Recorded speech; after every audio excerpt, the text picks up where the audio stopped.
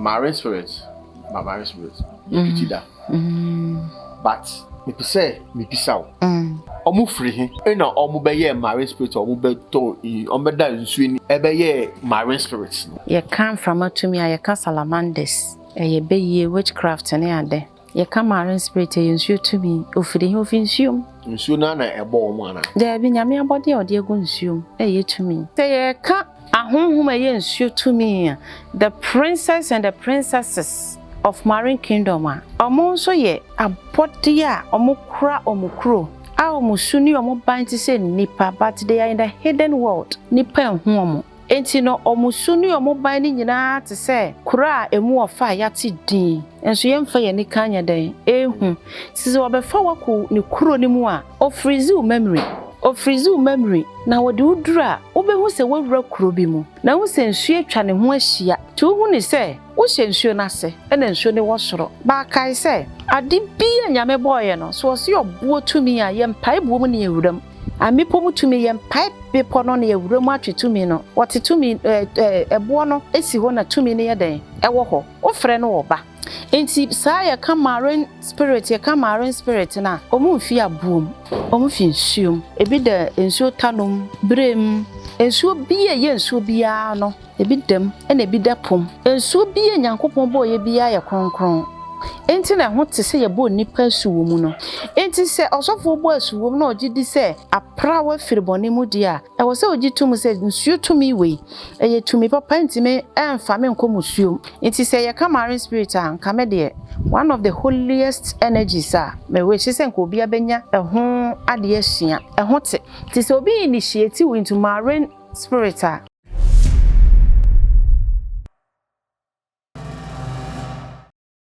Yama obi bia akwaba osasabe abesero bomodi ase obeye mboa na wahya ma onua na onua so enya bia hwe osasabe ade nche honom be na ewo honom no odosa emia so a video bia ye de ebetu bia wonsa ebetumi aka free se osasabe a free obia engi wiska nti no modern na ye mboa and so ye ne ye ma ma ehia ye bedin komo obebi eni obebie ye adwen mu na obi anda ye nti mesrew bie wadwem bie hunhu na receive message na eba ma papa yeah cha and so yasan ehia bio yeah ma mekasa ege tintin bia no mepese mema obe 1 minute bi na fechia ahwefo na ye fa nhye so okay mechia ya ahwefo nyina se ye ho donti mugusu a ehye videos mensre ade bia mamo se enkwa ahoden yedie animonyam ene fa hodie ewom asomdwe nka bia wo bia na asomdwe nka o se ochina ohume video na o share kai se nature servant yeguso kai mompaibom de yemfa so de a wonya firi mu no oso nyankopon ma ne increase enkoso na o de ma afofora amfa so de omo so nya ne so nhira enya wo de meda asese oguso ahwe ye nyina nyame nhira ma se otaba se buguso ehwe nyame wo nhira afei no back to business ma papa marine spirit you pity that but me pisaw omu free him na omu be ye marine spirit omu be to omu da nsu ni se dia na okasa omu kru ewu nsu ni no ebi so se ewu nsu ase ana ya tete movies kra bebe na omu ye no kra asa omu che se omu nsu ase ni ade na wo kire emu e ma yehu se omu wo nsu ni but eye hidden omu free him ebe ye marine spirits no okay ope de book atwara na say ma ye kan the nature asem na ye kan book ye mo de mechia ahwefo nyina biom because so ana share videos no ohu say ye kan to me ye kan from to me ye kan salamanders ye be ye witchcraft ne ade ohu ye kan marine spirit ye nsu to me ofiri ho finsuom nsuo na na ebo omo ana there be nyame abode ode egu nsuom yetumi nti omo nye fallen angels say yatete bi no say what you ni wadwen say ye fallen angel bi wo baby but nti ye ni fallen angel bi me fallen angel ya me bone ya me di a eso akatua ama masabron sama magro horns what you say ma o kan mu ase ma se menti ase o o de me fallen angel ye say wo de papa ebre me na me de bone etwia ho ka bacha what you say enti nyame abode obo ye nyina no obo na me ni ho obo na wuni ho ya baba to history ya baba to book a kire yen tablet bi a omo witness niema bi atwera to ho se ye nokre se nye nokre se ne ya baba te na mpa spiritually ne ye wa honhom se book bi kan spirit bi asemo a o kire words a ye de from right from so omoba ene na se o mese words na ne other opponent no be ye den ebeba ene no obi se obi akofre saint ya ma wa ye den wanya asem na emre bi atwan se 2000 mu ho abrante bi abodam a ese wo ko school ko ye de ofre saint wo frɛ saint entwa sa obodam because wo frɛ saint ya kyerɛ se wo frɛ obi a wawu a na wote nkwam no na oye ne mapa a nyame ani ku ne ho nti ya de nti na afrɛ na a osa obodam na kyerɛ se book na nkasa na wo kan ye no wan kan ne yie nti se ye ka ahonhom ye nsuo tumi the princess and the princesses of marine kingdom a omo so ye abode a omo kura omukuro a omo suni omo banti se nipa but they are in the hidden world nipa enhu omo enti no omo suni omo ban ni nyina te se kura emu ofa yati din enso yemfa ye ni kanya den ehu sisi obefa waku ni kuro ni mu a o freeze memory o freeze memory na wode udura obehu se wawura kuro bi mu na hu se nsuo atwa ne ho ahia tu hu ni se wo hye nsuo na se ena nsuo ne wo soro ba kai se ade bia nyame boye no so se obo tumi a ye mpai buo mu ne ewuram amipo mu tumi ye mpai bepo no ne ewuram atwetumi no wote tumi ebo no esi ho na tumi ne ye den ewo ho wo frɛ no wo ba nti na ba bia obegina bia frɛ marine energy a eba what you see ya draw map bia to ye tiri mu say the kingdom na nkasa of marine kingdom no aqua kingdom no ewo nsuo bi ase ye po no ewo nsuo bia mu nsuo tumi da nsuo bi atinim enye nsuo a ye pope nti obi say ocean na nkasa ocean na da ho na nkasa no eno nso ye a whole queen on its own ba me ka no kwasam ba ko a kire wende sa honhom nyina ti ya oba ba akope o oba be yen o rule me bodin bio okobodin mo bibisa say ye bo ade na mo ho ye bodin o really over all the energies because ono wacheche na honhom na wura tumi bia mu enti se wo pe ma me wata eye madam Lelet onu kra energy to rule ena owo entity omu rule ewo sa kingdom no o pe ensuo tumi a ko ono wo hye o pe frama tumi na wanye lucky a wo be frɛ no last na me kire se ye wo apra na tumi yo ba ne bema o pani bi frɛ me mbo ne din wose me ye de hu ye na ya konfo a omo komfo ages nanim ena me se ye won kwala ya wo omo a ye si omo hene a empanifo tia ete ho ye den epraprom na ase enti se ye ka se ensuo we yo ba ne bema bato mo bomu ba ko a enji achinyi enti sa ye ka marine spirit na omu mfi abuom omu fi nsuom ebi da ensuo tanom brem ensuo biye ye ensuo bia no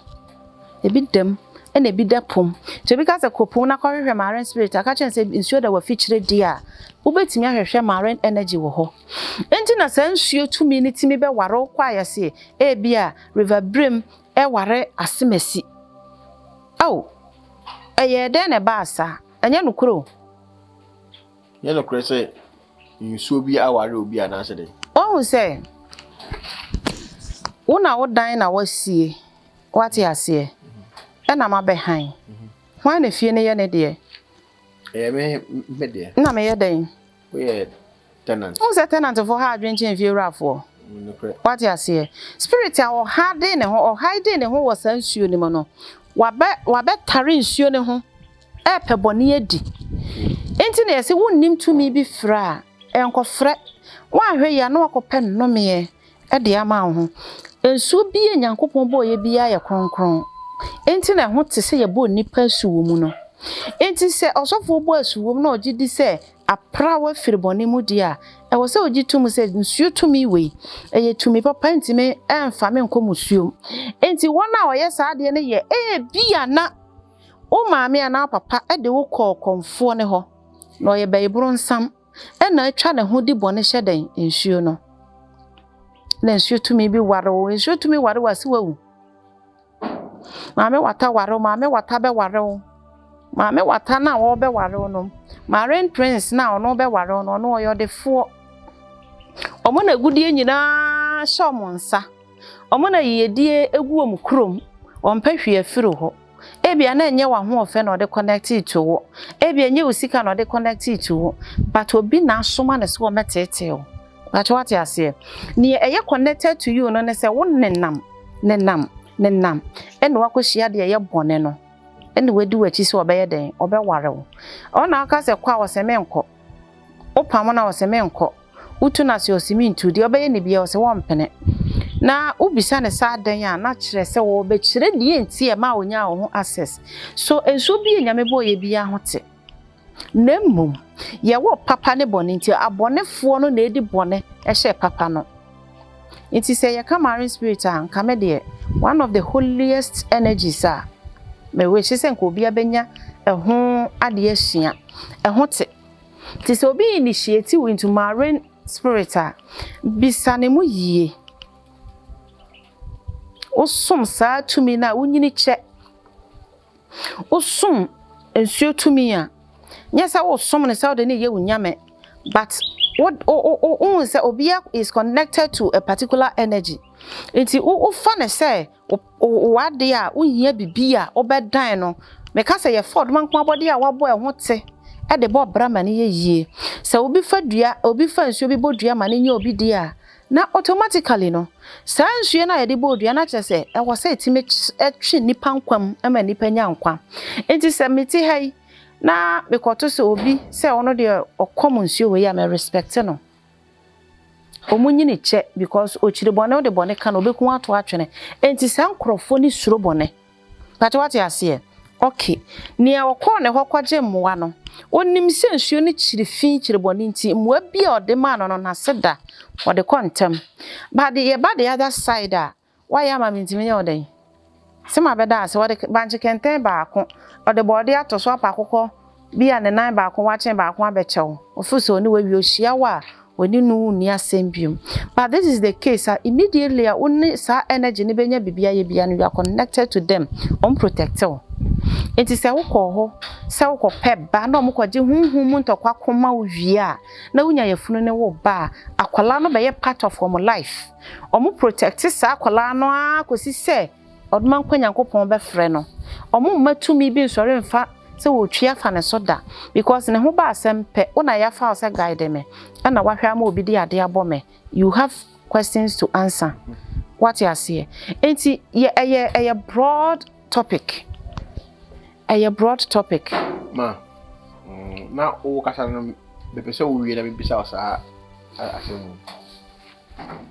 marine spirit no to say mama water ekro uko one na eruli ekro bia na say ekro bia ne marine oh say sami oba uko China ma ne me ne say dabi aha nti kro bia ne tumi a ehwe ho ne but with one queen but what you say mama say ne nkola ewo baby wow I saw hene a wa power ahemfo anasa president a wa power ni ministers enti se wo na wo da nsuo tumi we ya no na se ekoba se me pese me be kom nsuo na wate ase wo de wo ye honhom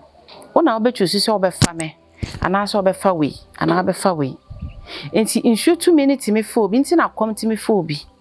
ene etimi sande wu obi no nsuo tu me ni hu se we ekura energy amene ne ye adwuma a wo de be ye ne amapa boa oman na be fa me ana se be fa wo enti enfa ho ani kura wo so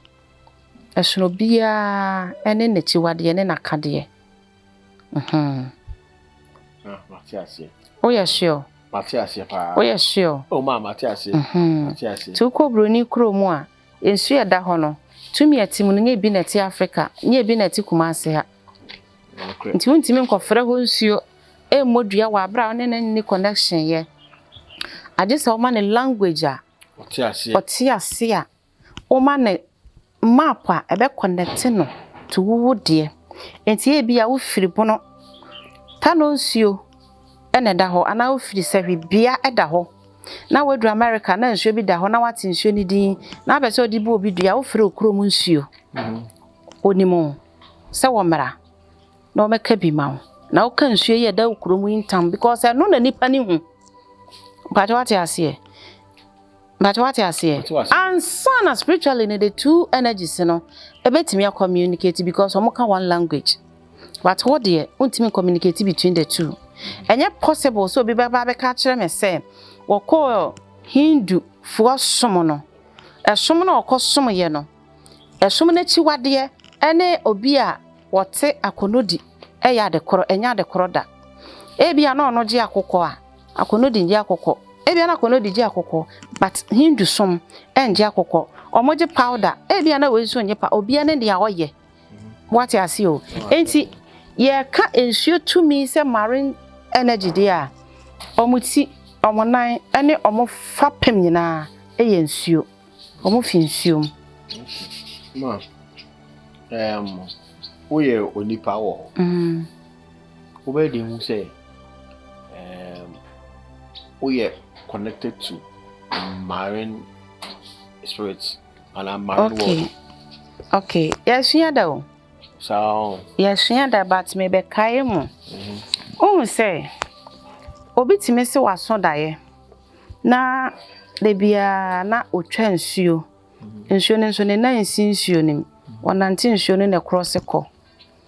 obatan bia ne ba yam ne ba hwe hwa ne yam yadan so oye sa nipa ne bia oye connected to nsuo oye nipa usuro nsuo da no ho a wani bo aso na yam ahyew oye connected to nsuo obi wo so a ojare alright but aya on pese bia ne nan abi otwem kra nsu ka beka no osuro so spiritually no de oda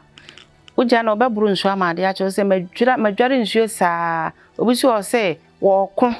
but atamfo tai na nsuo so na oko ohu se watu kosoro na atamfo no wase bi wa na omatoto nsuo we nyina wo good meanings but ya mana koye say demonic na che se nipa no spiritually no owo nsuo to me bia etwa ne ho hia inti ya ka elements say obi element ye nsuo obi element ye say obi wo so hwe ne data hwe ne date of birth or ne element ye we so spiritually we be so na nsa no na ni twaka ndisa Scorpio ne sa yafe Tyros why na yes ade no sa abofo na de bae na me de me bibi ni nti me Tyros me obi ka cha me say me ye cancer and I'm see okay and I'm see okay me nature servants my accepting me nature me accept say the oduma nko nyankopon abo me nti me welcome all the positive spirits epe me so mo take control e wo me so de mo pese mo de me ye positive nko ade me pe me sa de no ni mi ni twaka me pese e be di mi ma adwere mu dem na ka kire me so obi ye me bone a me mfa nche na wa abra nipa me ba ku no what you say I don't may abide by rules na it is not written by my ancestors inti me pese metie me nana na e kire me say ye fie ha ahyenso de bi da machi ebi da me ma me achi obroni anka obetresi de enti a Ebaaye. Ebi da me nana so achi. What I say the owo me maame bi da na chi, the owo me bi da me maame na chi. Na me bi da ma chi. Me ma girls na so baako. Ebi da na chi. What is the meaning? A chire bibi. Wo hu. Enti me nana no yes cry no, me maame ye bi me ye bi. Me ba Esther ye bi. Me who say angel so dey fifi ba. So it means say chain bi fi abusia nim. It has nothing to do with me say me ye Scorpio, say me ye hwan yo emfa me ho. Ba ye wo me da say to me ekura da na so no ne ewo mu a mempe no mafiri mu. Dia eye papa na maje. But the broni atena se a kire me date of birth ye ma me bia na ye mate. Me ye bibini me accept me culture. What I say, me culture na kire me say ye nwia de obetu me banche na me chewa. Me do ba kwa akotum. Manche wa metimi abodua. Because me dua na ani ho. Nti utu na me ma me chew. Na wampa me chew de a utu to aso mpere no mpere nsampere na me bodua na eye yi a. Me bodua bibini nim say ye bodua ekum nipa. What I say? Okay. Ni ma yen ya paw ye chi ne say ya ma book na take over your culture. Any your traditions say nka onfo bi yire onfo bi kunu kra de oba ti me fa but be ma nti me fa ni yonko be ma yire your tradition no broni say ye normal ye oba ni decision umpe na jai no bibini ye chi wade. What has it got to do with Miss Cancer and Tyros? It has nothing to do with my tradition. Me a pure African woman. Me follow my ancestors. Me ni moduma nkwa Nyankopon. Me tena sem. Me di ne mra sem so. Me follow the laws of nature. Asa. Inti u come and prensa na me de chawa fofu ano men kasaka hu se wowu. Me do bone. Say na also you live your life. And to retin kwasi asama me kan kire se obi bo waso ba ako a. Na se wo hakaka ye no obo na osi tu a. Wabo wa na wa haw. So ye tena se ama obi abeka kire yen se niam ekoso wo wiase ye nya abotere na Yesu ba. Pastor ni ye. Atemu ne ba o. Obi fun wa facha o ma me obi afome ma me saa wantimi anto quarter plot and single room obuso han dan fit 1980 ya wo me besi nne waje asase na fa wan balance no me ma me de ache nti me so me obi nya me bia na no Yesu ba time nipa na ya ade no na nipa na hu se Yesu ba no di sa bone no me ma me ti aso dan da bia se Yesu ba o de ache nipa no usika ashim wobo ni dua anka asem ne kwa ahemfie ma o refine ni sika ma ne ntem Mighty Edia boy. Eye pa. Eye pa. Eno ne ye de ye law. Say emra ne ye court. Enti de odi bem kra ne emra timiti ano no wadi fo. Okay me di fo wi ana me de nsa ne snap me de me we kra de opese obodua ne nya nipa ne ntem a. Na wapa apetashi de ye twe ne first one ni bi no. Na de kosua ba akwa no so fo mu ana yira. Na nsamanfo ne ahonhom na ba wo se wofa. Me dipem yesi me di fo me de apetashi bi asie ko na hakobodua ma me kasa me menu masem na me de asoma se de onim hu bia no enku no na omo de watum no nti ase se wo fe kobodua ma. There are so innocent people, so many innocent people la omo wo jail omo ye innocent omo dipem what you say enso ne omo dam dua body ye enkobo bi ne wa hwe anu wa hu bo minimbo yo Kejefo ma we hit too much ya ide o se bi twa so na ya de ye eda foforo meda obi bia se okaye ho na o hwe ye behia